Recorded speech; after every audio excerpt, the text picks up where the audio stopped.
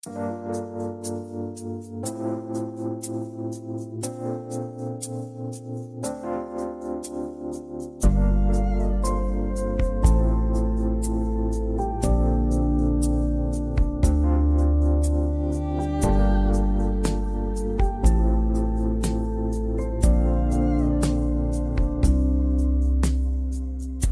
troubles psychiques peuvent avoir de nombreuses répercussions sur le quotidien, comme l'isolement social ou des difficultés à trouver un emploi et s'y maintenir.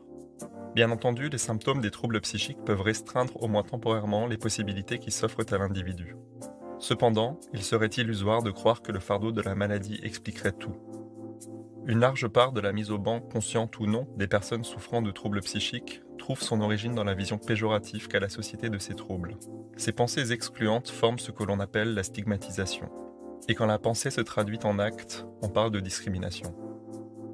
Le taux de chômage des personnes en situation de handicap est doublé par rapport à celui de la population générale, et il semble que les personnes en situation de handicap psychique soient encore plus affectées. Selon le défenseur des droits, l'état de santé et le handicap sont la première cause de discrimination en France. Or, on sait que le travail peut être un puissant moteur du rétablissement. Il contribue à l'inclusion sociale, à la construction de l'individu, mais aussi à son estime de soi. Tous ces facteurs sont à même d'améliorer la qualité de vie de l'individu et de favoriser son rétablissement personnel. Je reçois aujourd'hui le docteur Nicolas Rintaud, psychiatre au CHU de Montpellier et au C2R Jean Mainvielle.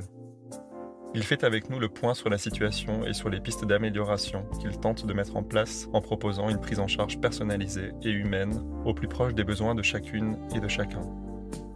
Vous écoutez Les Mots Bleus, un podcast de Place des Sciences. Bonne écoute.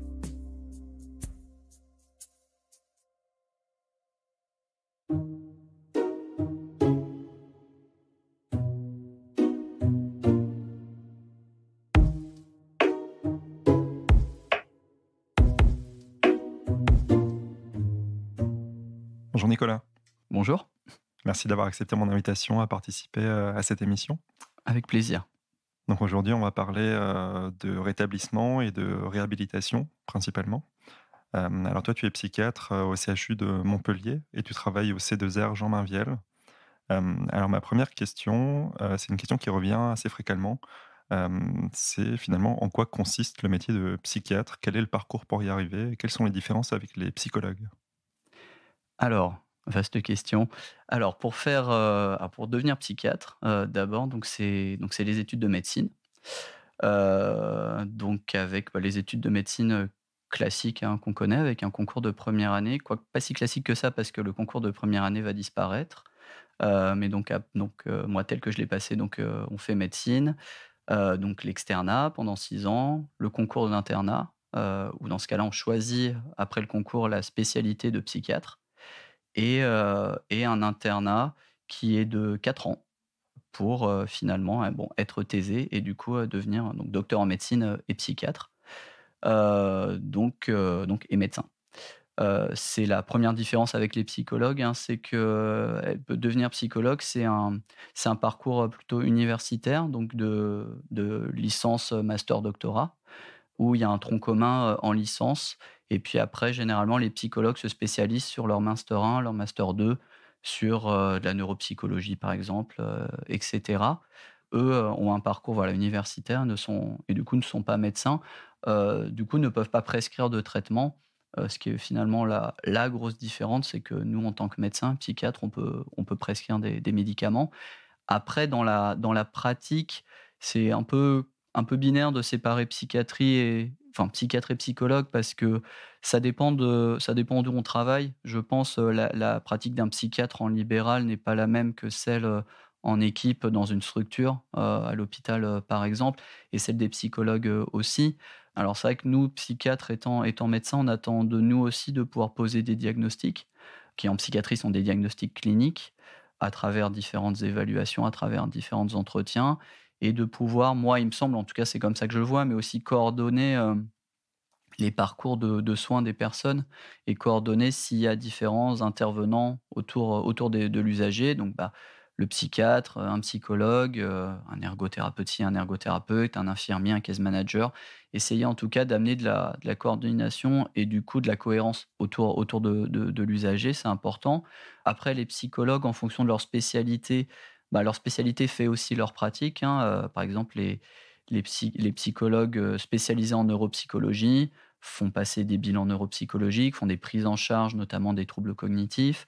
Certains sont aussi formés à la thérapie cognitivo-comportementale, qui est un DU, hein, donc qu'on se fait en plus, qu'on soit psychologue ou psychiatre d'ailleurs, et font, voilà, plutôt des prises en charge, psychothérapeutiques, soit en libéral aussi, soit intégrés à des équipes, hospitalières comme c'est le cas moi j'ai 2 psychologues, sur le centre, Jean Mainvielle.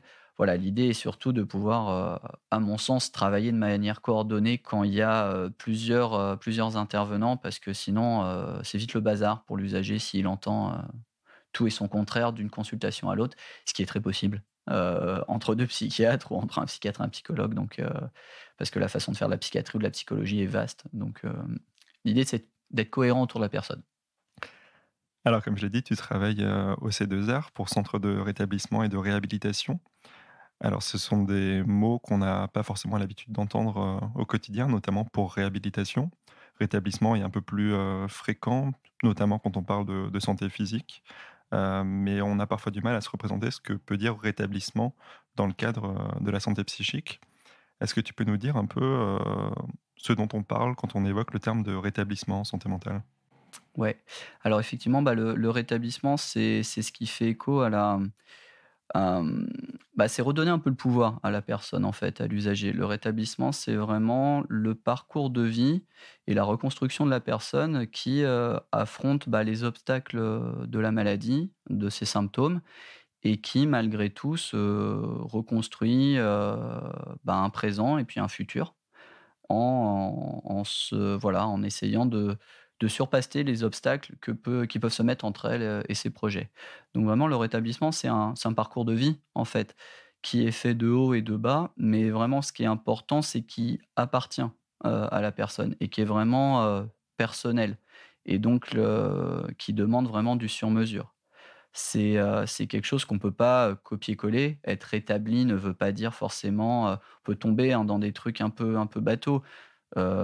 Comme vous travaillez, vous êtes rétabli ou, et cetera et cetera. C'est pas parce qu'on ne travaille pas ou qu'on vit pas seul, par exemple, qu'on n'est pas rétabli. Chaque, personne a une définition de son rétablissement qui lui est propre et qui doit être respectée. Ce qui est important, c'est que, vraiment d'avoir vraiment cette idée que, voilà, que c'est le parcours de la personne et le point de vue de la personne. Parce qu'on pourrait parler, par exemple, de rétablissement médical, versus rétablissement personnel qu'on a décrit là. Et le rétablissement médical, tel qu'il est décrit, c'est plutôt voilà des ne plus avoir de symptômes pendant tant de temps, voir des gens différents de sa famille pendant tant de temps. Et donc finalement, c'est l'avis du soignant, quel qu'il soit, sur la personne. Et ce qui était un peu embêtant et le principe de rétablissement personnel s'oppose à ça, c'est quand on est dans une définition de rétablissement médical, c'est nous autres soignants qui disons à la personne si elle est rétablie. Ce qui s'oppose au rétablissement personnel qui dit: c'est à la personne de dire si elle se sent rétablie ou pas, si elle se sent bien parce que, déjà c'est la plus à même de savoir comment elle se sent, forcément c'est sa vie et puis la plus à même de choisir ce qu'elle veut, pour elle et pour sa vie. Donc, c'est vraiment le point de vue de l'usager, de la personne sur son parcours de vie, le rétablissement. Et ce concept de rétablissement santé mentale, il a une petite histoire. Est-ce que tu peux nous dire un peu d'où vient ce concept? Alors le rétablissement, alors forcément, ça pouvait pas être autrement, hein. Il vient de mouvements d'usagers, plutôt dans les années 70, hein, dans les pays anglo-saxons, avec, des usagers de la psychiatrie qui ont fait finalement entendre leur voix, avec, cette idée que, comme, c'était les premiers concernés par la maladie, mais aussi par, leurs projets de vie, que c'était important de faire entendre leur voix et de mettre en avant qu'il fallait arrêter de tout décider à leur place. C'est le fameux, mouvement alors des survivors, hein, qui avait, cette phrase, qui est souvent reprise maintenant, et à raison, hein: «Rien à propos de nous sans nous», avec cette idée qu'il fallait s'éloigner quand même d'un certain paternalisme, de la médecine en général, hein, bien au-delà de la psychiatrie, qui serait capable de dire: «Ben, voilà quand vous êtes guéri, voilà quand vous l'êtes pas, voilà ce qu'il faudrait faire, voilà quand est-ce qu'il faudrait le faire».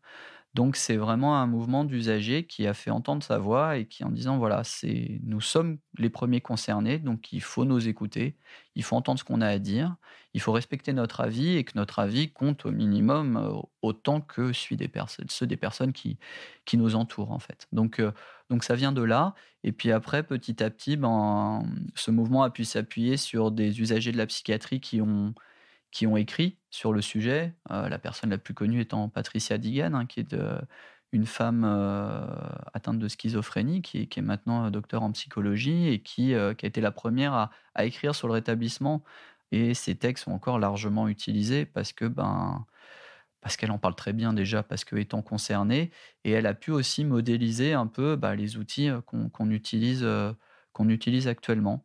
Donc après la diffusion du rétablissement, elle est venue plus ou moins vite dans les différents pays, hein. En France, c'est sûr que ça a été un peu tardif, ça l'est encore, même s'il y a des choses, qui existent déjà et qui se mettent en place. Mais c'est sûr, beh, que c'est jamais suffisant, évidemment. Mais petit à petit, on y vient. Mais c'est vrai que c'est quelque chose de compliqué à amener parce que c'est un changement de paradigme, hein, total, hein, pour la plupart des soignants en psychiatrie qui n'ont pas appris la psychiatrie comme ça, en fait et qui malgré tout veulent bien faire, hein. C'est pas quand on ne fait pas entre guillemets «de la réhabilitation et du rétablissement», c'est pas qu'on est un mauvais soignant, c'est qu'on déjà on n'a pas appris comme ça, qu'on est bousculé dans ces concepts et que, bah, ça se fait pas comme ça du jour au lendemain de changer ses pratiques, de remettre en question ses pratiques, de se demander si ce qu'on a fait sur les 10 dernières années, si c'était si horrible que ça. Mais en tout cas voilà, c'est un mouvement d'usagers, déjà, je pense que ce qu'il faut retenir et comme les grands changements de toute façon en psychiatrie, ça vient souvent des mouvements d'usagers et de leur famille, donc ça vient de là. Tu l'as dit, le rétablissement, c'est, souvent un parcours, personnel qui appartient, donc à la personne et donc forcément on en arrive à des cheminements qui sont, uniques et propres, à chacun. Mais, est-ce qu'on peut trouver des points communs, qui favorisent, le rétablissement des personnes? Alors oui, moi je trouve effectivement c'est des parcours, très individuels, très personnels en fonction de la vie des personnes. Et qui fait aussi que chaque personne est différente, hein, et comme derrière, chaque usager de la psychiatrie, il y a une personne, évidemment, on n'est pas que les personnes ne sont pas que des diagnostics. Évidemment, c'est des parcours, très individuels. Ce qu'on retrouve en commun, il me semble, c'est, ce qui est de commun, à toute personne ou groupe de personnes du même âge ou qui ont les mêmes aspirations. Nous, par exemple, au centre Mainvielle, on s'occupe d'usagers, atteints de schizophrénie, mais qui ont en moyenne d'âge de 24-25 ans. Bah, ils ont des envies et donc des parcours de rétablissement, propres à n'importe quelle personne de leur âge, c'est-à-dire à 24-25 ans, un peu freinés du coup par la maladie dans leur parcours, mais du coup, l'envie de l'autonomie, d'avoir un appart, d'avoir une vie sociale, d'avoir une vie amoureuse, d'avoir une vie professionnelle, de gagner du fric pour pouvoir voyager, pour faire ce qui leur plaît. Donc finalement, moi, là où je trouve des points communs dans les envies et dans les parcours, c'est les points communs, d'une personne à l'autre et qui ont finalement les mêmes, aspirations que le groupe de personnes du même âge à qui ils appartiennent, en fait. Donc on retrouve les mêmes demandes. Après, dans ces demandes, que ça soit tel ou tel logement, ou tel travail et cetera, évidemment que ça change, mais globalement, on retrouve, voilà, ces points communs là-dedans. Il y a aussi, moi, je trouve, alors c'est pas vraiment étudié, hein, donc c'est vraiment une impression et puis, sur ma petite expérience sur ce sujet-là, mais de façon assez logique, les personnes aussi, en tant que projet, essayent vraiment de revenir, un peu là où la maladie les a bloqués, ce qui paraît assez logique, hein. Moi, si je suis en arrêt de travail, quand je reviens là où je m'étais arrêté, en fait. Donc effectivement, quand il y a eu un blocage, alors parfois au moment du bac ou parfois au moment où, on devait prendre son indépendance, parfois plus tôt, les projets souvent sont ceux, ont essayé de revenir dans un premier temps à là où la maladie a stoppé les choses et a stoppé le cours un peu, alors j'aime pas le terme, mais un peu normal ou en tout cas comment ça aurait dû être. Donc on retrouve ça aussi et c'est important parce que souvent on a l'impression que ou en tout cas les projets sont décrits, «Bah non, mais il dit qu'il veut revenir comme avant, ça veut dire qu'il a pas compris, qu'il a pas d'insight et cetera». Ça, c'est pas vrai. C'est pas de l'insight. Ça, c'est vraiment, une réaction normale face à l'annonce d'un symptôme, d'une maladie, quel qu'il soit et avec cette envie, de reprendre, le dessus et de reprendre là où c'était arrêté, en fait, et c'est plutôt cool comme façon de voir les choses. Donc voilà, moi, je trouve que les choses en commun, c'est de revenir là où ça nous a stoppés et aussi, des choses, voilà, communes à une personne lambda, d'une tranche d'âge, à qui ils appartiennent, en fait. Et est-ce que tu identifies des éléments qui peuvent, permettre d'aider la personne à s'engager dans une démarche de rétablissement? Alors, il me semble que alors il y a beaucoup de choses. Il me semble que le point fondamental quand on veut, pouvoir accompagner au mieux une personne dans ses projets, dans son parcours de rétablissement de manière globale, c'est l'espoir. L'espoir d'abord chez la personne, parce que c'est compliqué de re-espérer en une vie épanouissante, dans une vie, qui a tout à offrir quand beaucoup de portes se sont fermées, quand on a été hospitalisé, quand on en sort tout juste, quand on a vécu des choses, très difficiles par rapport à ça. Donc déjà l'espoir de l'usager, mais donc déjà cet espoir, il faut l'entretenir et évidemment, entretenir l'espoir d'un usager, c'est pas lui dire à chaque projet que c'est pas le moment, que c'est pas le bon, que c'est trop vite, c'est trop rapide, que ça sera plus jamais possible. Quand on ferme les portes à des projets, on ferme les portes à la demande d'aide et on ferme les portes à l'espoir. Clairement, déjà, c'est important de jamais fermer de porte. Même si le projet, sur le coup, peut paraître, parfois peu réaliste ou aberrant, mais en même temps, moi j'ai des potes au quotidien, quand ils me parlent de leur projet, maladie ou pas, ça me paraît pas toujours, sûr à 100 que ça va aboutir. Mais l'enjeu est pas là, en fait. On n'est pas là pour donner notre avis sur, les projets des personnes. On est là pour trouver ça cool qu'ils en aient. Parce que ça peut rapidement siphonner en espoir et en envie, la maladie psychique et la psychiatrie. En avoir des projets et avoir de l'espoir, quel que soit le moment, même s'il y en a plein, même si ça part dans tous les sens, c'est toujours positif. Après, il y a l'espoir des soignants. Compliqué, hein, d'être un soignant en psychiatrie et moi, il me semble, hein, maintenant en 2021, si on n'a pas d'espoir pour nos usagers, si on n'a pas d'espoir, qu'ils puissent, vivre la vie qu'ils souhaitent, en fait. Donc ça demande vraiment, heu, d'un point de vue, de soignant, pour le coup, de changer un peu de paradigme, d'accompagner quel que soit le projet et d'y croire tout simplement, de croire que c'est possible, de pas douter, en tout cas le moins possible et que même s'il y a doute, de faire confiance à l'usager et de dire: «OK, moi en tant que soignant avec mes compétences, avec mes connaissances sur la maladie, je doute, mais la personne en face de moi qui vit avec la maladie, qui vit avec ses obstacles, elle ne doute pas, il faut que je lui fasse confiance et il faut que j'y aille».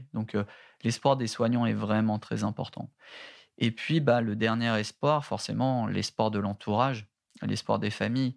Parce que forcément, alors c'est assez paradoxal, mais c'est vrai que concrètement les familles, les proches et les soignants ont ça en commun qu'on a vu les gens aller pas bien, parfois être hospitalisés, parfois pour les familles avoir cette difficulté et cette épreuve d'hospitaliser quelqu'un, parfois sans consentement, en se demandant si on fait le bon choix et cetera. C'est pas simple pour les familles et du coup, soignants et familles dans cette peur que la fameuse peur de la rechute, ont tendance à mettre un peu les usagers sous cloche.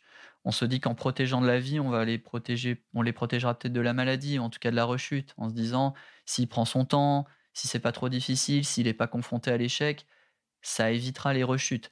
Moi, je pense que ça, c'est pas vrai. Je pense que protéger de la vie n'a jamais protégé de la maladie et que protéger des projets de vie, ça éloigne plus des demandes d'aide et des soins même.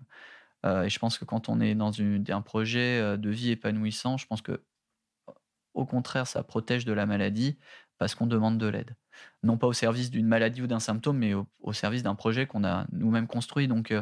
Ça se veut bienveillant, côté soignant, côté famille, de protéger les personnes des projets, de les mettre un peu sous cloche, mais à mon sens, c'est là où il faut faire un effort, parce que c'est pas facile, hein, de changer de paradigme et au contraire d'ouvrir bien grand les portes, parce que sans espoir des familles, sans espoir des soignants, c'est compliqué d'entretenir l'espoir d'un usager, notamment quand, l'espoir il a un peu disparu derrière. Voilà, soit des soins qui sont pas bien passés, soit des hospitalisations à rallonge, ou répétitives, soit parce que, par stigmatisation aussi, hein, je crois qu'on en reparlera, mais qu'on entend un peu partout qu'on est capable de rien ou dangereux ou pas fiable et cetera et cetera. Donc l'espoir, c'est vraiment le moteur pour moi du rétablissement. Après ça roule. Quand il y a ça, ça roule. Quand il y a moins ça, c'est plus compliqué, mais ça peut rouler quand même. C'est peut-être un peu cliché de dire ça, mais moi, c'est quelque chose que ma mère me répétait énormément, c'est qu'il y a toujours une lumière au bout du tunnel. Donc on a parlé de 2 notions qui sont celles de rétablissement et la deuxième étant celle de réhabilitation. C'est un mot qu'on a aussi parfois l'habitude d'entendre, dans le cas de la santé physique, par exemple pour la rééducation d'un membre, hem, qu'est-ce que ça veut dire en fait la réhabilitation, en santé mentale? Alors, la réhabilitation en santé mentale, alors on l'a vu, hein, le rétablissement, c'est ce qui appartient à l'usager. C'est son avis à lui, c'est sa vie à lui, c'est son point de vue, et ses projets.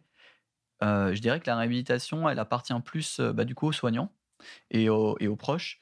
C'est en fait pour moi tous les outils qu'on va mettre au service des projets des personnes. Ce qui est sûr, c'est quand on parle de réhabilitation, les choses qui viennent, de manière assez classique, hein, sur la psychiatrie, c'est les prises en charge, alors qu'elles soient en groupe, en individuel, d'habileté sociale, d'éducation thérapeutique, d'améliorer l'insight, on en entend beaucoup, de travailler les troubles cognitifs, et cetera. Finalement, tous les outils au service des symptômes et des obstacles, qui bloquent l'usager. Après, je pense qu'en termes de réhabilitation, être un soignant, dans des unités de rétablissement et de réhabilitation justement, ça demande d'être, encore plus imaginatif que ça. Il y a les outils, classiques, connus, validés, donc qui marchent, hein, il y a pas de souci là-dessus. Après,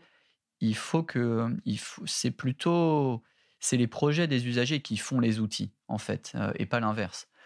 Donc parfois, on se retrouve avec un projet, une demande d'un usager pour lequel on n'a pas d'outils, en fait, et pour le coup, il faut aller les chercher, ces outils-là, dans la vie quotidienne, dans d'autres choses, parfois au-delà de la psychiatrie, souvent au-delà de la psychiatrie. Le bon exemple, c'est plutôt le retour à l'emploi, où il faut aller chercher, dans la demande, de l'usager, des partenaires, le bon interlocuteur, la bonne entreprise ou en tout cas quelqu'un qui, entre guillemets, ou un outil qui ne rentre pas dans la liste des outils de réhabilitation en psychiatrie, on va dire classiques. Donc finalement, les outils de réhabilitation, il y a ce classique et puis après ça peut prendre toutes les formes d'aide en fait. Parce que le principe, c'est vraiment d'accompagner les personnes dans tous leurs projets, quels qu'ils soient. Donc parfois il y a des outils qui existent, parfois il y a des outils communs entre usagers et puis parfois pas du tout. Donc voilà, j'ai l'exemple là, qui est arrivé au centre, hein, où un usager voulait devenir tatoueur et donc, avec son case manager, ils ont fait le tour, des tatoueurs, de Montpellier pour voir un peu ce qu'il faut faire et puis ça aboutit, qu'il faut passer, une formation, par rapport, aux règles d'hygiène, quand on est tatoueur et donc on aboutit à ça et en fait, petit à petit, c'est comme une pelote de laine, en fait. On déroule la pelote, des projets et les projets amènent finalement et l'usager et le soignant qui collabore avec lui, les amène à chercher le bon outil, qui est encore une fois parfois dans la psychiatrie, parfois pas du tout. Moi je pense que travailler avec des outils de réhabilitation, ça veut dire, voilà, ne pas se mettre dans les limites dans ce qui pourra aider. Ne pas présumer de ce qui pourra aider et souvent on a nos idées un peu toutes faites et c'est l'usager qui amène: «Tiens, mais j'ai lu ça, j'ai vu ça, ça pourrait être aidant» et en fait, donc il faut pas se mettre de limites. N'importe quel interlocuteur, peut être aidant, ou peut amener un outil aidant, pour le projet, en fait. Donc clairement, les outils de réhabilitation, ils sont multiples, ils sont variés, ils doivent, faire preuve d'imagination, de vraiment pas présumer de ce qui pourra marcher ou pas, de tolérance aussi sur les outils. Si un outil, en tant que soignant, on pense qu'il voilà, pas validé ou peu fiable et cetera, mais qu'on a l'impression que l'usager, ça lui fait du bien ou qu'en tout cas, il y a quelque chose, qui se passe et qui lui apporte, faut être ouvert aussi. Ça ne veut pas dire qu'on ne peut plus avoir ce regard de soignant, critique ou pas d'évaluation sur les outils. Il faut complètement le garder, mais en tout cas, ça demande, au-delà des outils, forcément, ça demande, pour les soignants en général, qui ont tous un métier, hein, psychiatre, psychologue, infirmier, assistante sociale, job coach, ça demande quand même alors, j'allais dire un dépassement de fonction, mais c'est pas un dépassement de fonction pour moi, c'est, réfléchir aux frontières de nos métiers. Parce que on ne peut plus, il me semble, à ce moment-là, quand on accompagne les personnes dans des projets de vie et dans du rétablissement personnel et pas que médical, on ne peut pas se dire: «Bah, ça, c'est pas moi». On a le droit de dire: «Ça, je ne sais pas» et on va trouver ensemble qui pourrait la réponse, mais de manière coordonnée. C'est-à-dire, c'est pas envoyer l'usager comme ça, bah, typiquement le classique, hein: «Vous voulez déménager ou vous voulez travailler? Bon, bah, vous verrez avec l'assistante sociale». On pose le problème ailleurs, en fait, on pose la demande ailleurs. Non, c'est: «Vous voulez travailler? OK, quel est le projet? Dans quel appart? Dans quelle temporalité? Avec quels moyens?» Bon, bah, voilà, on peut rencontrer l'assistante sociale ensemble, on peut aller démarcher des structures du médico-social, on peut aller visiter des apparts ensemble. Voilà, c'est l'idée, encore une fois, de la réhabilitation et notamment du case manager, c'est coordonner tout ça. C'est de pas aller poser l'usager avec une question face à un professionnel. C'est coordonner les choses et donc ça demande une connaissance du réseau, des autres métiers et de ce qui peut être aidant, bien au-delà des connaissances de nos métiers propres. Et ça, c'est vraiment important, je pense. C'est vraiment repenser les frontières de nos métiers. Et ces propositions de réhabilitation, est-ce qu'il y a un moment particulier, qui est le plus adapté pour les proposer, à l'usager? C'est la grande question et c'est toute la difficulté de se mettre déjà d'accord entre les centres de réhabilitation, entre les soignants qui font de la réhabilitation. Si on s'en tient au concept de rétablissement et de réhabilitation, ben, un conseil, un outil, une rencontre ne doit se faire qu'au service d'une demande, en fait, de l'usager. Tout simplement parce que si on impose les choses, ou si on décide à la place d'eux, ou si on respecte pas la temporalité de la personne, bah, ça marche pas. Tout simplement parce que même si vous êtes très doué comme soignant et très persuasif, vous maintenez pas quelqu'un dans un soin ou dans un outil qu'il a pas choisi et encore moins si c'est pas au service d'un objectif qu'il s'est lui-même donné et qu'il a lui-même choisi. Finalement, c'est logique, hein, on fait tous ça. Moi, j'utilise pas d'outils qui me semblent inutiles pour moi, ou je favorise pas des outils ou des aides qui vont, à l'encontre d'un projet que je me suis construit. Donc, moi, je pense que tous ces outils, quelle que soit la qualité de l'outil, il est bon que s'il est amené au bon moment et le bon moment, c'est quand la personne demande. Après, c'est pas toujours aussi simple que ça, hein, parce que, ben, on l'a dit, tout à l'heure sur les outils de réhabilitation, il y a des choses qui ont montré leur efficacité. On sait que bien connaître la maladie, bien connaître comment elle marche ou que nos proches sachent aussi comment elle marche, ça permet de limiter les rechutes et donc les hospitalisations. On sait que travailler les troubles cognitifs et les habiletés sociales, ça améliore aussi le lien aux autres, la réinsertion, qu'elle soit professionnelle, qu'elle soit sociale et cetera. Donc, la question, principale de tout ça, c'est qu'est-ce qu'on fait quand, en tant que soignant, on sait qu'un outil marche et serait bénéfique à la personne, mais que la personne ne demande pas d'aide? C'est compliqué. Certains prennent parti d'un entre-deux, c'est qu'il y a quand même des choses et des évaluations un peu pas obligatoires, qu'on amène au mieux, mais voilà, en disant: «Ça serait bien que vous fassiez ça». Moi, je pense que la réponse à ça, en tout cas tel que je le vois et tel que nous on essaye de le faire, au centre Mainvielle en tout cas, c'est que, je dis souvent aux infirmiers qui collaborent avec les usagers que s'ils sont persuadés qu'il y a un outil qui pourrait être bénéfique à leur usager et que l'usager refuse, et ben, je leur dis: «Bah, débrouille-toi pour trouver la porte d'entrée, en fait. Débrouille-toi pour trouver dans ses demandes, dans ses envies, dans ses projets, quelle est la porte d'entrée pour amener l'outil». Clairement, ça parlera à plein de gens, mais là, par exemple, la question du cannabis et des toxiques, plus généralement, dans la schizophrénie, et ben bien sûr, quand vous êtes soignant ou la famille et cetera, ben, vous voyez bien que parfois ça peut, entraîner de l'isolement social, voire la recrudescence de symptômes, et cetera. Et vous dites: «Ben, évidemment, s'il arrêtait, ça serait mieux». Sauf que comment vous faites quand la personne ne veut pas arrêter de fumer?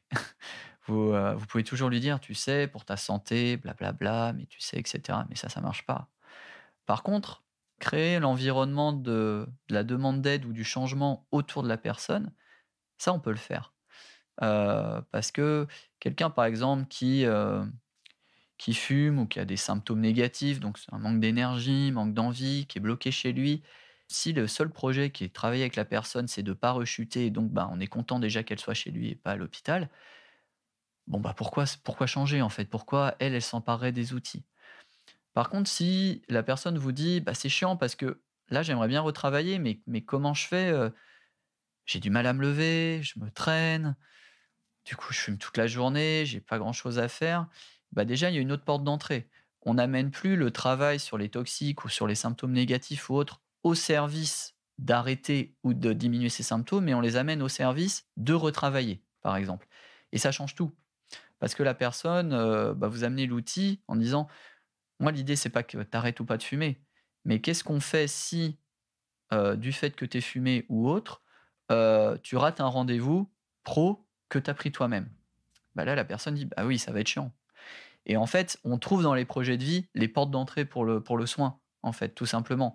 Et ce qui paraît logique, les gens vont investir, des outils qui font avancer leur projet. C'est pas un projet d'être éloigné de l'hôpital, hein, c'est la base, en fait, ou de pas rechuter, c'est la base.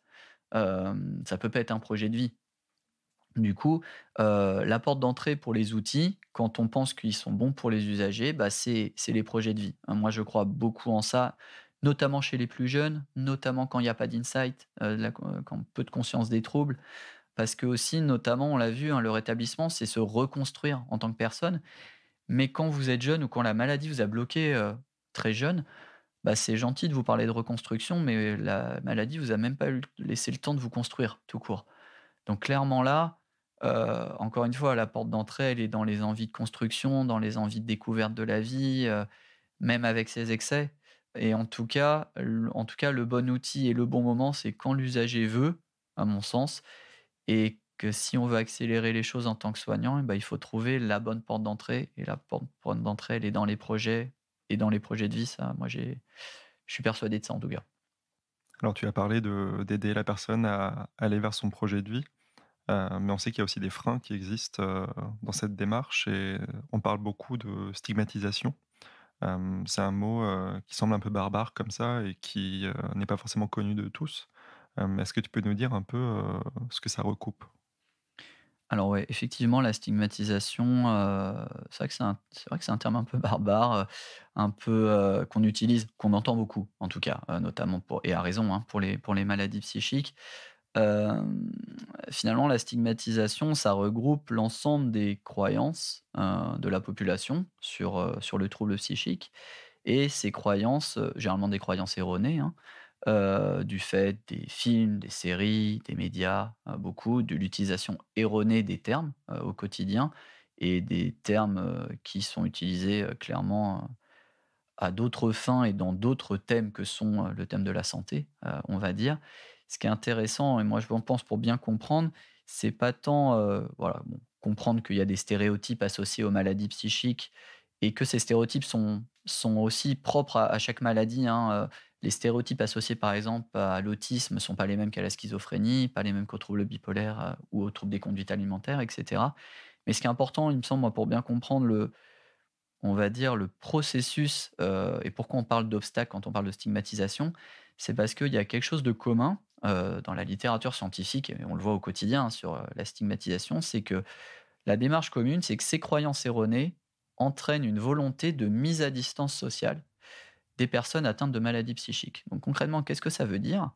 C'est qu'au quotidien, on ne veut pas d'une personne atteinte de maladie psychique comme voisin, comme coloc, comme, locataire, comme collègue, comme, ami, comme, petit ami, ou petite amie. Heu, En gros, on veut que ces gens ont le droit de vivre, mais pas trop près de nous. Heu, En gros, c'est ça. C'est particulièrement majoré quand, par exemple, quand un des stéréotypes associés est la dangerosité, hein. Notamment, c'est le cas de la schizophrénie où le stéréotype à tort de la dangerosité et de la violence est associé, à la maladie. Donc forcément, les gens ne veulent pas, si on caricature à peine, hein, le processus cognitif qu'il y a derrière, hein, c'est que les gens ne veulent pas quelqu'un de violent à côté d'eux, en fait. Ce qui, du coup, paraît logique, hein, une fois qu'il y a ça. Donc, le problème de cette stigmatisation et de cette volonté de mise à distance sociale, c'est que, on l'a dit, Le rétablissement, c'est accompagner la personne dans son projet de vie et la vraie vie, c'est dehors, hein, c'est pas à l'hôpital. Donc, on va être confronté à une population au quotidien pour accompagner la personne, stigmatisante en fait, ou en tout cas qui est pas à l'aise avec le sujet du handicap psychique, qui a peur, qui se sent pas du tout, outillé et c'est valable pour plein de points en fait, hein, c'est valable pour le retour à l'emploi, par exemple, on en reparlera plus en détail. C'est valable pour le logement, c'est valable pour des activités physiques ou culturelles et cetera, avec cette idée que, ben, l'idée quand même du rétablissement, c'est de ramener les personnes, encore une fois, dans leur projet de vie, mais dans la vie, entre guillemets, «ordinaire». Pourquoi refaire du sport qu'avec des gens suivis en psychiatrie à l'hôpital, dans un hôpital de jour ou autre, si on peut s'inscrire à un club de sport, en fait? Vachement plus sympa. Du coup, la question, c'est par contre, quand on accompagne dans ce processus-là, on va être la personne va être confrontée, alors soit, au questionnement, par exemple dans un CV, hein, pour le travail. «Qu'est-ce que vous faisiez là, il y a 4 ans de blanc?» Heu, c'est compliqué de dire qu'on était hospitalisé et si on le dit, qu'est-ce qu'il va avoir comme conséquence? Quand on a une reconnaissance en qualité de travailleur handicapé, que sur un coup d'œil en nous regardant, on voit pas trop où est le handicap, donc on se dit: «Ouh là là, mais ça a l'air d'être un truc, ça doit être psy ça». Donc c'est des galères, et cetera. Donc effectivement, cette stigmatisation, pourquoi c'est un vrai problème? Parce que, c'est un frein et c'est un obstacle majeur au projet des personnes. Donc ça demande, d'aller à la rencontre des partenaires, en fait, pour expliquer, pour déstigmatiser, pour former. Parce que sinon, on pourra toujours vouloir accompagner les usagers dans leur projet de vie si les partenaires, quels qu'ils soient, pour tous les projets possibles, sont stigmatisants, en tout cas, ne font pas comme ils feraient avec n'importe qui, on sera bloqué, en fait. On parlait tout à l'heure de revoir les frontières de nos métiers de soignants. Ça en fait largement partie. Que ça soit auprès, de Pôle emploi, Cap emploi, des agences d'intérim, des agences, pour trouver un appart, des politiques et cetera.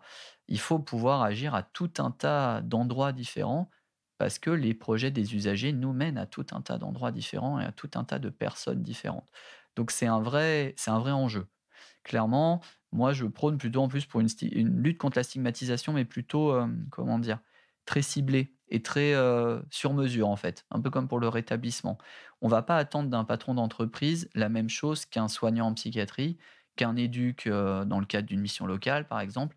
On va pas attendre les mêmes choses et souvent on a tendance à vouloir s'appuyer sur l'empathie pour lutter contre la stigmatisation. «Ah regardez, c'est quand même dur, d'avoir une maladie psychique, vous pourriez être cool», mais l'empathie, ça fait peu bouger de choses, en fait, en général. Alors, tant mieux, hein, quand il y en a, c'est plus facile et si les gens, vous tombez sur un patron d'entreprise, qui, se prend d'amour pour la maladie psychique et qui a envie d'être un mécène, on prend, hein, bras ouverts. Mais l'enjeu, c'est plus complexe que ça. Encore une fois, comme pour les usagers, je pense que pour les partenaires, il faut trouver la bonne porte d'entrée. Un patron d'entreprise, par exemple, il a une boîte à faire tourner. L'empathie, même s'il en a pour la personne avec un handicap psychique, il n'en aura jamais au point de mettre sa boîte en difficulté financière ou de rentabilité et cetera. Donc il faut aller trouver d'autres choses et dans ce cas-là, on s'attaque à d'autres stéréotypes, notamment sur la capacité à travailler, la capacité à être concentré, la capacité de travailler en équipe aussi. Et en fait, on déstigmatise de manière sur mesure en fonction de qui on a en face de soi et comment ça va pouvoir servir le projet de l'usager. Moi, je crois beaucoup à cette déstigmatisation, pardon, vraiment sur mesure.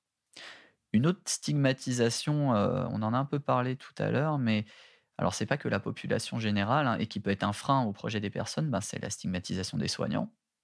On l'a dit tout à l'heure, il faut que les soignants aient de l'espoir, mais si vous avez un psychiatre, un infirmier, un psychologue, n'importe qui vous dit que quand on a une maladie psychique, on ne peut travailler qu'en milieu protégé, qu'en espace vert ou qu'il faut attendre qu'on ait stabilisé les symptômes, attendre toujours. Alors c'est de la stigmatisation en fait. Alors le stéréotype est pas le même évidemment. J'ose espérer qu'à l'heure, où on se parle, il y a peu de soignants en psychiatrie par exemple qui pensent que la schizophrénie c'est une double personnalité.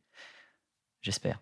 Par contre, est-ce qu'il y en a qui pensent qu'un patient atteint de schizophrénie ne peut pas travailler en milieu ordinaire par exemple? Ça oui. Et ça, en soi, c'est de la stigmatisation. En tout cas, c'est présumé de quelque chose et c'est un stéréotype associé qui est faux et qui a, ces autres obstacles. C'est-à-dire que là, quand il y a cet obstacle-là, du soignant, et ben, on n'arrive même pas à l'obstacle, patron d'entreprise dont on parlait tout à l'heure. Donc c'est une autre stigmatisation et c'est pour ça que, comme on doit aller à la rencontre, des partenaires, quels qu'ils soient, on doit aussi aller à la rencontre des soignants pour, entre guillemets, arriver à changer, encore une fois, cette philosophie de soins, ces paradigmes-là, pour dire: «Voilà, il faut tenter et même si vous, en tant que soignant, vous pensez que ce n'est pas possible, quel est notre droit, en fait, de soignant, à prendre la décision à la place d'une personne pour ce qu'elle devra faire de sa vie?» Ben, la réalité, c'est qu'aucune, en fait. On prend déjà suffisamment de place dans la vie des gens et de décider à leur place, alors encore une fois, ça se veut bienveillant, mais c'est pour éviter qu'il rechute, mais il a pas conscience et cetera, mais les gens ont le droit de tester aussi. Donc cette stigmatisation aussi des soignants et de la famille aussi, parce que alors c'est pas vraiment de la stigmatisation, mais c'est des freins de peur de la rechute, il faut agir dessus. Cette stigmatisation, on va dire publique et des soignants et cetera, il faut pouvoir lutter contre. L'auto-stigmatisation aussi, parce qu'on parlait d'espoir tout à l'heure, l'auto-stigmatisation, c'est un vrai frein. L'auto-stigmatisation, pour rappel, hein, très simplement, c'est quand on internalise un peu la croyance, que les personnes ont de nous ou de la maladie psychique et on se fait de cette vérité la nôtre. Par exemple, sur l'incapacité à travailler et c'est comme ça que, de fil en aiguille, quand la personne atteinte de maladie psychique, ben, lit tout ça, entend tout ça, bah, finit par penser elle-même qu'elle est pas capable, en fait. Ou qu'elle est pas capable de vivre seule, ou qu'elle est pas capable de faire autre chose que, dans un autre environnement qui serait un autre environnement que celui qui est protégé, un ESAT, un foyer et cetera et cetera. Et bah, quand cette autostigmatisation entraîne, bah, un peu d'espoir et donc bah, plus de demandes et plus de projets. Ou en tout cas parfois des projets, on le sent un peu, qui sont un peu plaqués en fait. On sent que c'est pas complètement leur envie. C'est plus, dans ce cas-là, l'impression que c'est le symptôme qui parle ou l'autostigmatisation qui parle plus que la volonté de la personne. Et donc ça aboutit à des projets moins épanouissants. Donc la stigmatisation, que ça soit celle des soignants, celle publique, l'autostigmatisation, c'est en tout cas, quand on travaille, en réhabilitation, c'est vraiment un point majeur à prendre en compte. L'autostigmatisation pour l'usager et le travail avec tous les partenaires pour casser un peu, voilà, un peu ces stéréotypes et de montrer que les choses sont possibles et encore une fois, si on ferme la porte des projets, on n'a jamais accès à ces partenaires et donc bah, on fait jamais ce travail de déstigmatisation et de formation. Nous, c'est simple, hein, au centre Mainvielle, dès qu'on a un nouveau partenaire, on propose à chaque fois de la formation et des échanges sur la maladie psychique. Parce qu'encore une fois, par contre, moi, je jette pas la pierre aux gens qui ne savent pas ce que c'est les maladies psychiques. Je dis souvent, comme ça, de manière un peu provoque, mais que la schizophrénie, c'est pas un hobby, en fait, par exemple, hein, ou le trouble bipolaire, c'est pas un hobby. Soit on est concerné, directement ou indirectement, soit voilà, soit on est un soignant, mais a priori, c'est pas un hobby de s'intéresser à la maladie psychique. Donc, bah, on ne connaît de la maladie psychique que ce qu'on nous montre et ce qu'on nous montre, bah, malheureusement, c'est faux. Mais c'est pas de la faute des gens si, s'ils ne savent pas, voilà, sortir le faux du vrai entre les lignes des articles, des séries et cetera. Donc, il faut pas jeter la pierre aux gens parce que si on jette la pierre aux gens, en plus, ils nous écouteront plus. Ils diront: «C'est quoi ces relous, qui nous disent toujours qu'on n'utilise pas le terme comme il faut?» et cetera. Par contre, c'est probablement de l'éducation, très jeune, probablement dès l'école, hein. La question de la maladie psychique, à mon avis, moi je pense, hein, dès l'école primaire, il faudrait parler de ça. Alors évidemment avec des termes adaptés, des outils adaptés, mais primaire, collège, lycée, on parle beaucoup aussi de premiers soins en santé mentale. C'est hyper important parce que, surtout en agissant de manière très précoce, chez les personnes, bah, on réglerait beaucoup de problèmes, beaucoup de questionnements de la psychiatrie en même temps. Parce qu'on favoriserait, l'aide entre pairs, très jeunes, on favoriserait le dépistage précoce et donc l'amélioration du pronostic parce que, ben, on aurait autour de nous des pairs qui sont capables d'identifier est-ce que là, on a des idées un peu à côté de la réalité, que là, on a l'air déprimé, que là, on a des idées noires. Ça favoriserait l'accès aux soins parce qu'on serait plus à l'aise de parler de ça, parce qu'aussi on peut en parler à d'autres gens et ça serait pas tabou. Donc sensibiliser à la maladie psychique et aux symptômes, en tout cas bien avant de parler de maladie, aux symptômes psychiques, dès le plus jeune âge, moi ça me semble en tout cas une bonne stratégie. Ça ira mieux. Ça ira mieux dès que vous en parlerez à quelqu'un de confiance qui peut vous tendre la main et qui peut vous aider. Donc tu l'as dit, la stigmatisation relève essentiellement de processus de pensée, et ces pensées peuvent se traduire aussi par des actes qu'on appelle les discriminations. Est-ce que tu as des chiffres ou des éléments concernant les discriminations dont peuvent être victimes les personnes en souffrance psychique? Alors c'est compliqué en fait un peu d'avoir ces chiffres-là parce qu'en tout cas moi je pense qu'ils seraient de toute façon un peu minorés. Tout simplement parce que, comme on l'a dit, pour être discriminé par rapport, par exemple, à l'emploi sur une maladie psychique, il faudrait déjà qu'on ait accompagné l'usager à retourner à l'emploi. Donc déjà, ça serait minoré. Ce qui est sûr, par exemple, c'est que le taux de chômage, par exemple, quand on est atteint d'une maladie psychique, dans le monde, hein, qui est à peu près aux alentours de 80%, c'est énorme, il y a une part de la stigmatisation. Ce qui est compliqué dans les chiffres, c'est que c'est assez multifactoriel. Par exemple, si on prend la schizophrénie où on sait que l'espérance de vie est diminuée d'une douzaine à une quinzaine d'années par rapport à la population générale, la stigmatisation a sa part, par exemple. Pas tout, évidemment, parce que dans cette espérance de vie qui est plus courte, il y a les effets secondaires des traitements, il y a les gestes suicidaires, mais il y a aussi l'accès aux soins. Et par contre, on sait effectivement, et c'est ce qu'on voit au quotidien, que on a parlé tout à l'heure, le mot-clé dans stigmatisation, c'est la mise à distance. Et ben, on sait que l'accès aux soins somatiques est plus compliqué quand on a une maladie psychique. Le pourcentage de personnes avec une maladie psychique qui ont un médecin traitant, il est très faible par rapport à la population générale. Après, on a un peu l'habitude au quotidien. Si vous venez aux urgences avec une plainte somatique, une douleur, etc., et qu'effectivement dans votre dossier, on voit que vous êtes suivi, en psychiatrie, bah, on va aller appeler le psychiatre, en fait, ou on va pas prendre au sérieux votre demande et cetera. Alors, pas tout le temps, hein, évidemment, il y a des endroits où les personnes sont très bien prises en charge, mais clairement, c'est un peu insidieux au quotidien, notamment pour les soins somatiques. On a un scanner, bah, en tout dernier ou et cetera, parce qu'on a peur s'ils croisent les autres, mais le problème, c'est que les stéréotypes associés aux maladies psychiques, dans la population générale, ils sont les mêmes chez les soignants, hein, hors psychiatrie, j'entends. Donc ce travail, il est fait là. Après nous, on le voit un peu au quotidien, des choses, moi je donne souvent cet exemple, mais assez marquant et qui peut pas être dans les chiffres, mais qui parle bien. C'est, un usager du centre qui voulait passer le permis, donc qui faisait ses heures à l'auto-école et qui, au bout d'une douzaine d'heures, se sent ben, à l'aise avec son moniteur et puis finit par lui dire bah, tu sais, je suis suivi pour une schizophrénie. Et le moniteur qui a arrêté de la voiture, qui a arrêté la voiture, qui lui a demandé de descendre et qui a dit à son patron que plus jamais il montait en voiture avec lui, en fait. Ça, c'est pas palpable en termes de chiffres, mais ça, c'est la réalité. C'est la réalité pour avoir un appart, c'est la réalité pour accéder à l'emploi. Après, c'est des choses, encore une fois, insidieuses. C'est tout.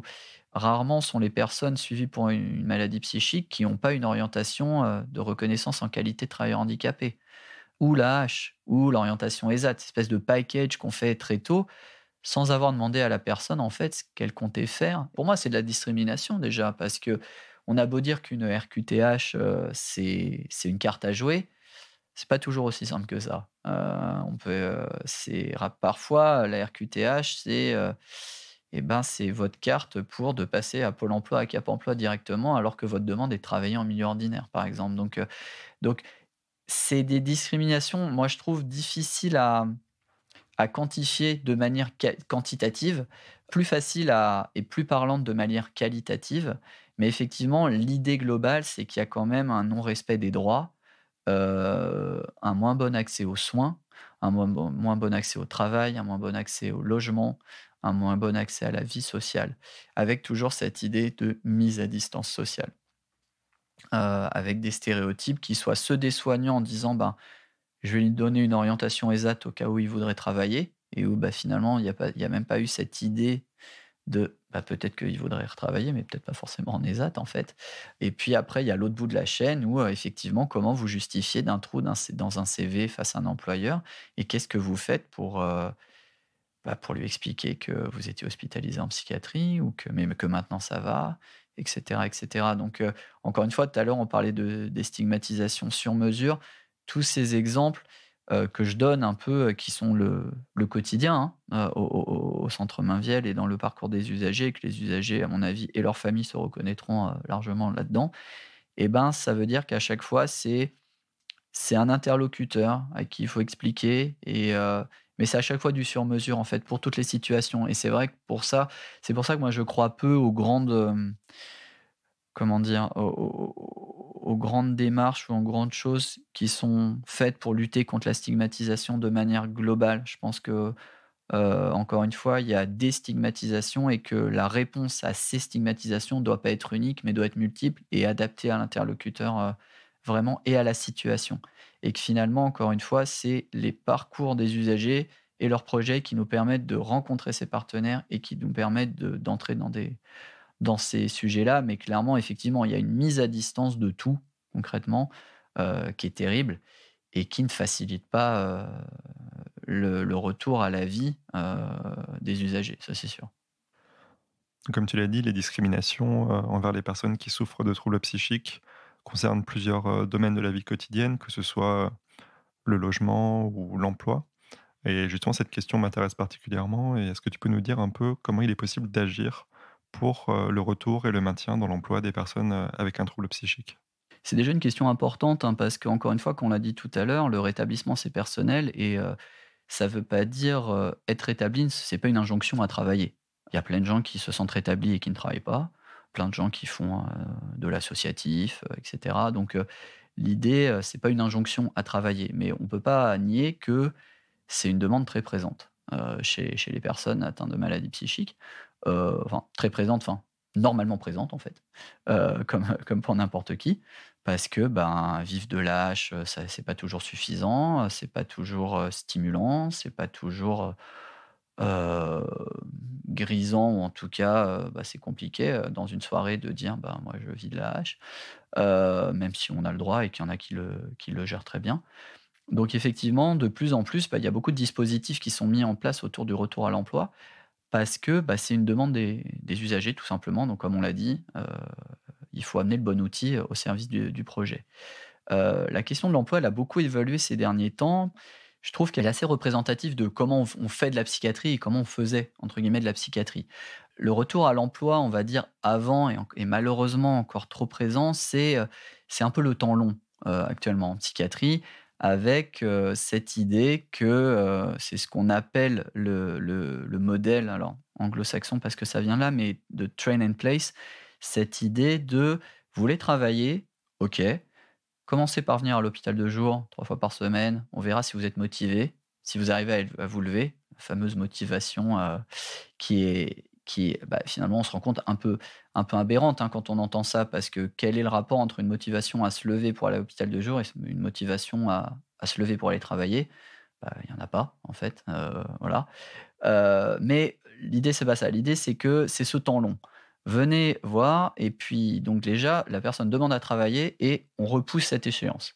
Venez vous préparer en fait. Venez voir si vous êtes prêt et si vous ne l'êtes pas, venez vous repréparer à pouvoir retravailler. C'est compliqué parce que quand est-ce qu'on est prêt en fait? Déjà, on l'a vu, ça s'oppose au principe de rétablissement, d'être dans la temporalité de la personne. De dire: «C'est pas le moment», ça, c'est pas très réhab, on va dire.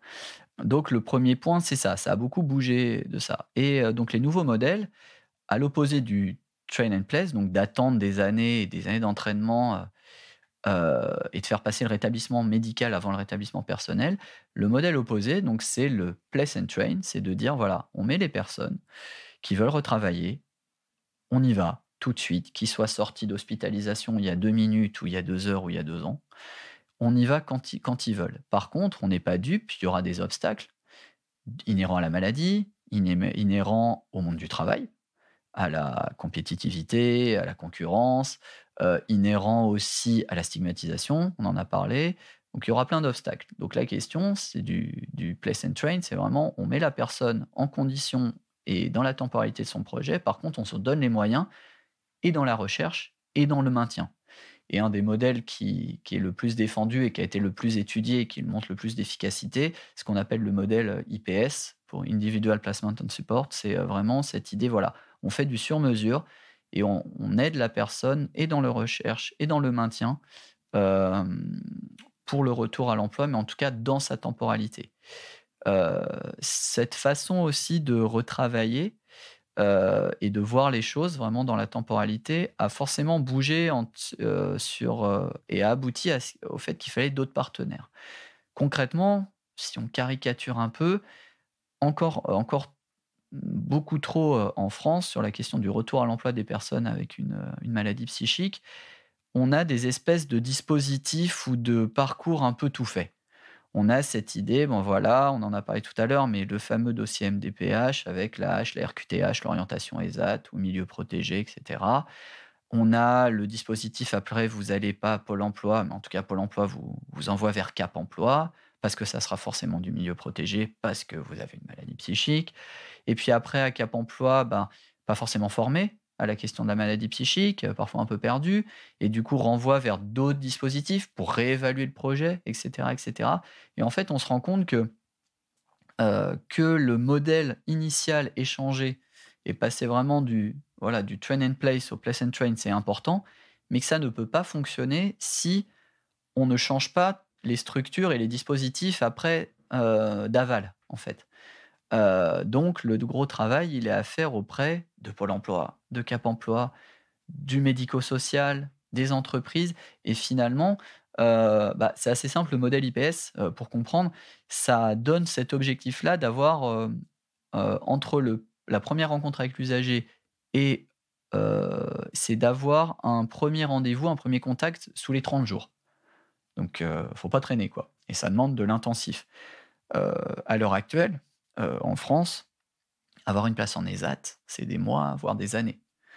Nos dispositifs actuels ne répondent plus, moi, à mon sens, ni en termes de qualitatif à ce que demandent les personnes, ni en termes de temporalité, parce que c'est des réponses qui sont beaucoup trop longues par rapport à la demande des usagers, en fait. Donc, quand vous avez des dispositifs, alors encore une fois, pour certains, il ne faut pas caricaturer, pour certains, ces dispositifs-là actuels répondent très bien et tant mieux et il faut les garder.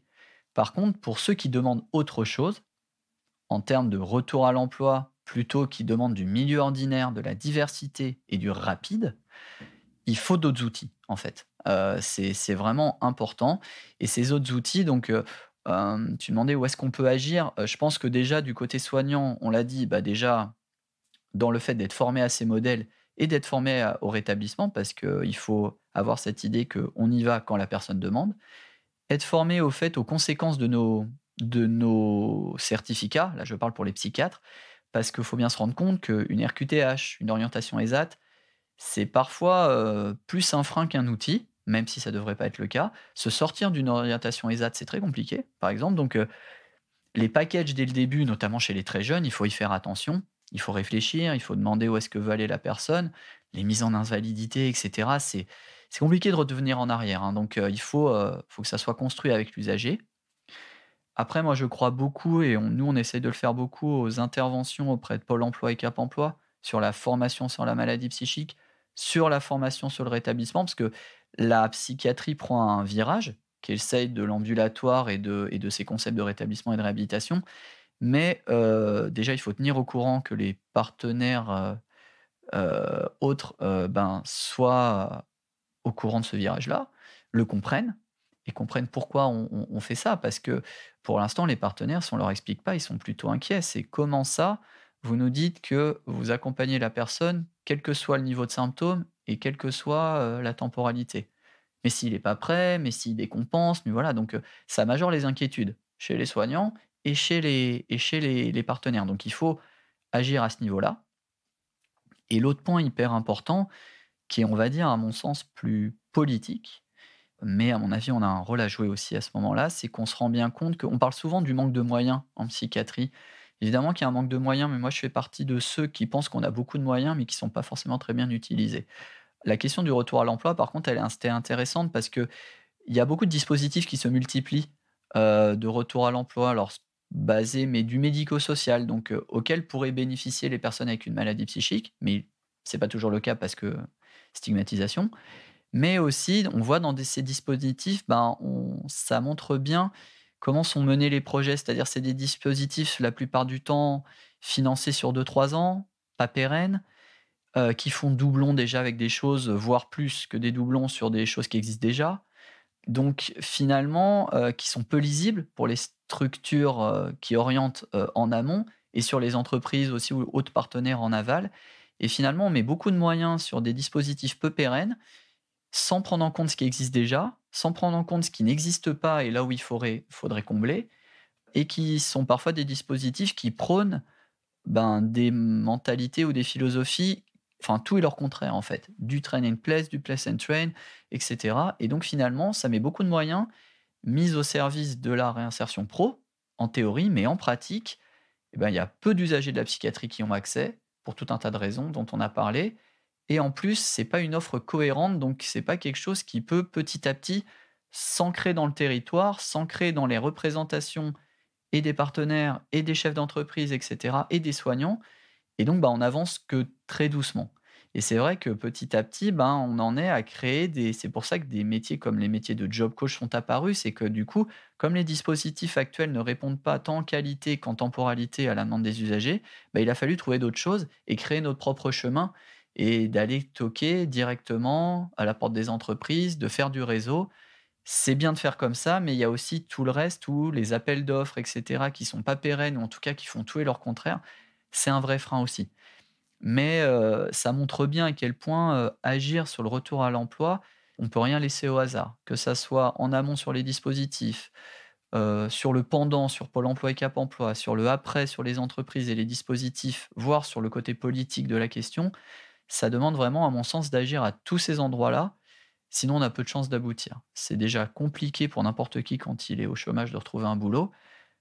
Pour quelqu'un avec une maladie psychique, pour tout un tas de raisons, les obstacles sont encore plus nombreux et donc ça demande vraiment de la précision et d'agir à tout un tas d'endroits. Et on parlait encore une fois, ça montre bien qu'il faut, repenser voilà les frontières encore une fois de nos métiers parce que, ben, voilà par exemple, moi la semaine dernière, on a rencontré avec notre job coach tous les psychos de Pôle emploi pour discuter de ces questions de réhabilitation, pour discuter de ces questions de dispositifs ou de chemin un peu tout tracé quand une personne vient et dit qu'elle a une maladie psychique et finalement l'avis des autres finit par passer avant le projet initial et l'avis de l'usager, ce qui n'est pas possible. Donc petit à petit, c'est à tous ces niveaux-là. On travaille énormément aussi avec la MDPH maintenant, enfin MDA maintenant, Maison de l'autonomie, mais parce que, ben, c'est hyper important parce qu'effectivement, parfois, il y a des orientations, notamment professionnelles, qui dépendent d'un dossier MDPH. La rentrée est dans 15 jours, le dossier met 6 mois à arriver, ça, c'est des choses pas possibles aussi et en fait, on se rend compte que l'enjeu aussi, au-delà d'accompagner l'usager à surmonter les obstacles, c'est encore une fois de coordonner tout un tas de gens et de dispositifs qui sont pas habitués à travailler ensemble, qui pour la plupart ne se connaissent pas. Et ça, c'est un vrai enjeu aussi de mettre en lien déjà toutes les choses qui existent et amener une cohérence et amener ce réflexe de réhabilitation et ces réflexes de rétablissement à toutes les personnes qui graviteront, qu'elles soient soignantes ou pas d'ailleurs, autour de la personne pour mener les choses à bien. Parce qu'on est encore une fois trop bloqué aussi dans des dispositifs, tout faits et avec cette idée toujours, cette fameuse: «Mais c'est mon patient», le fameux: «C'est mon patient» et du coup, comme si, une personne ne pouvait pas être suivie par plusieurs équipes en même temps, alors que ces équipes font des choses différentes. Il faut juste quelqu'un qui coordonne, mais ça demande d'agir à plein de niveaux. Tu fais ton petit bout de chemin, chaque jour, tu réussis à faire de plus en plus de choses, et c'est magnifique. Et vraiment, moi qui refusais de grandir dans cette vie, eh bien cette vie, elle vaut la peine d'être vécue. On parle beaucoup aujourd'hui de la crise que traverserait la psychiatrie. Quel est ton point de vue sur ce sujet? Est-ce que tu identifies des carences particulières, dans le système actuel de soins, dans ce domaine-là? Alors c'est sûr que cette crise, on en entend beaucoup parler, beaucoup plus que ce qui marche aussi en psychiatrie. Ce qui est un peu dommage, hein, parce que le fait d'entendre, alors évidemment, hein, tout n'est pas parfait en psychiatrie, loin de là, mais c'est important aussi de montrer, et de dire ce qui marche. Parce que, ben, cette espèce de désaveu constant sur la psychiatrie, sur le manque de moyens et cetera, bah, on le voit à plein de niveaux.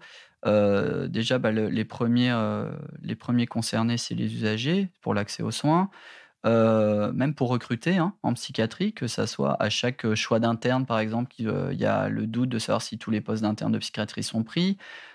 Chez les soignants aussi, quand vous sortez de l'école d'infirmière, d'assistante sociale et que tout ce que vous lisez sur la psychiatrie, c'est que la psychiatrie, bah, ça va pas, c'est la merde, c'est dangereux, il y a pas de moyens et cetera, bah, ça donne pas envie.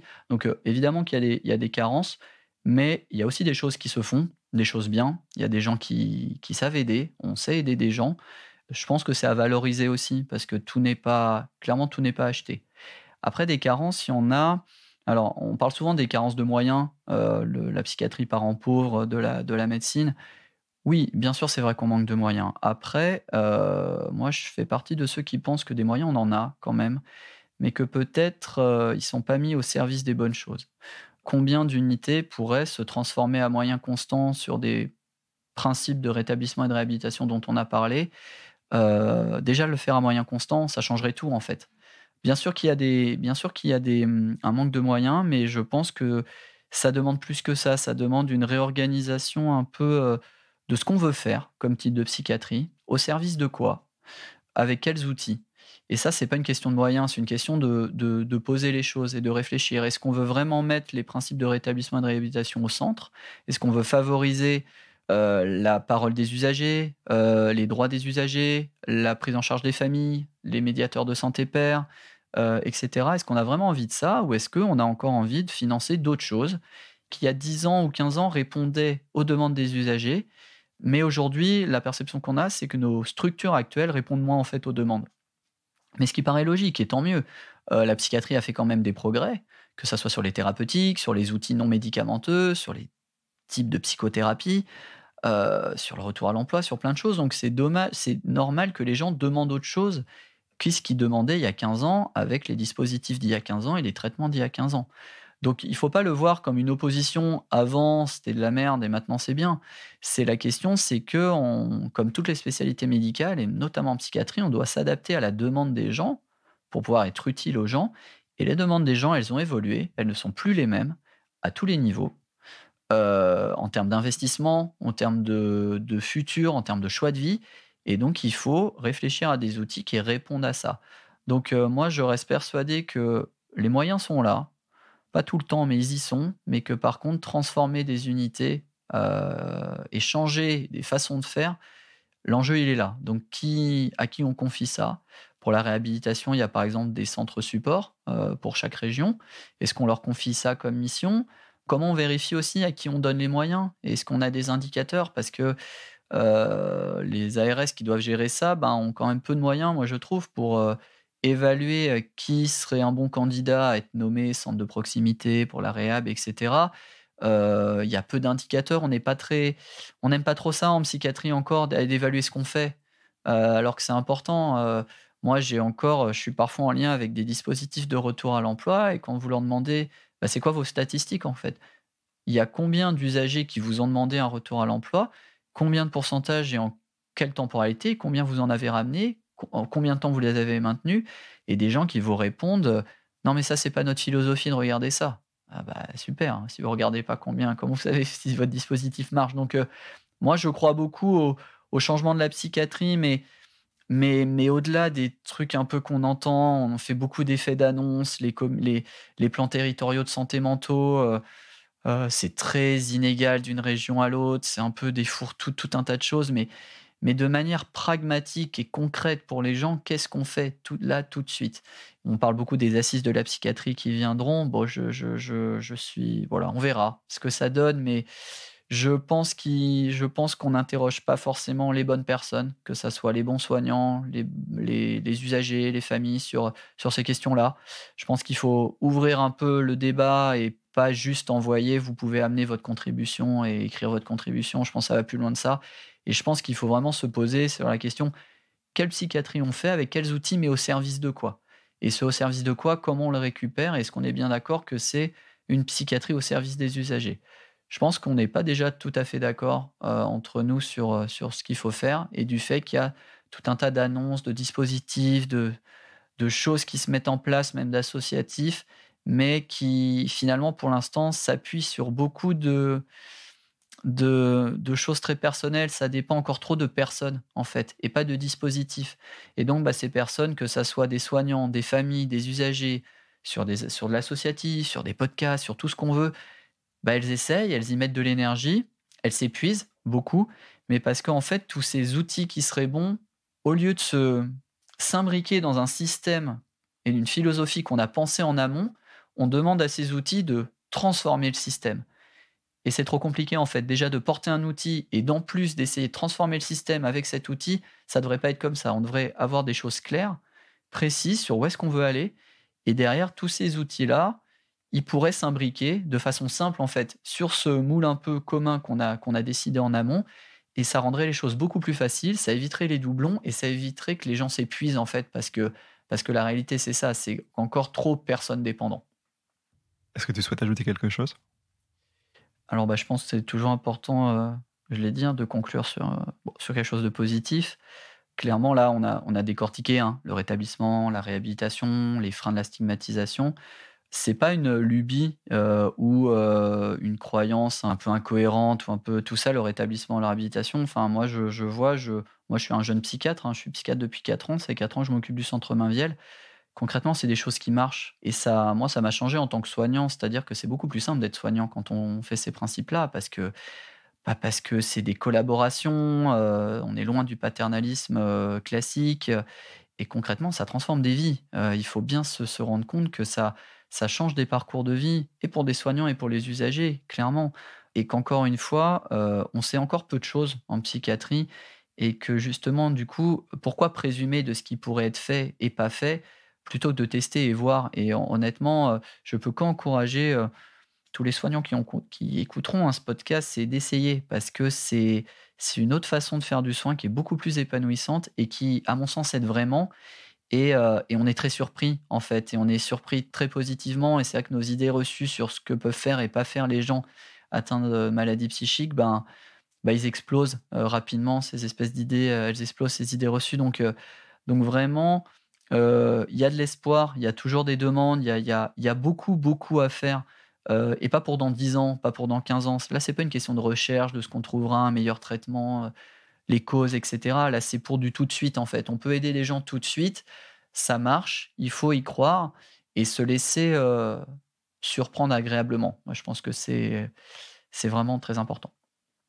On arrive au terme de cet entretien, donc il me reste à te remercier pour tous ces éclaircissements dont tu nous as fait part sur des notions dont on parle souvent pendant ce podcast, que ce soit le rétablissement, la discrimination, la stigmatisation, l'insertion. Ce sont des choses dont on entend souvent parler et sur lesquelles on manque parfois d'éléments pour bien comprendre ce dont il s'agit. Donc merci beaucoup de nous avoir apporté tous ces éléments et merci pour ton travail au quotidien pour la promotion du rétablissement des personnes qui souffrent d'un trouble psychique. Merci à toi et j'en profite pour dire merci à toute l'équipe du centre Jean Mainvielle avec qui je travaille et qui œuvre tous les jours à essayer de promouvoir ce type de psychiatrie aussi. Merci.